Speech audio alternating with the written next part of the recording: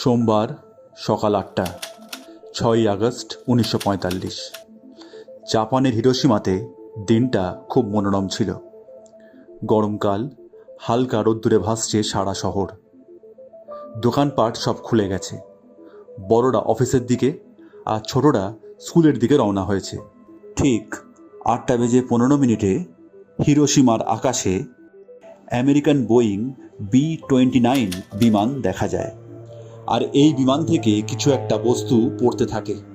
এই বস্তুটি পড়তে ঠিক ৪৩ সেকেন্ড সময় নেয়। কেউ কিছু বুঝে ওঠার আগেই চোখের পলকে সব শেষ হয়ে যায়।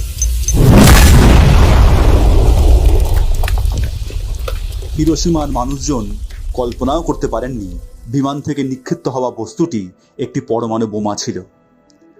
জীবনের শেষ মুহূর্তে হাজার হাজার মানুষ তীব্র আলোর ঝলকানি লক্ষ্য করে।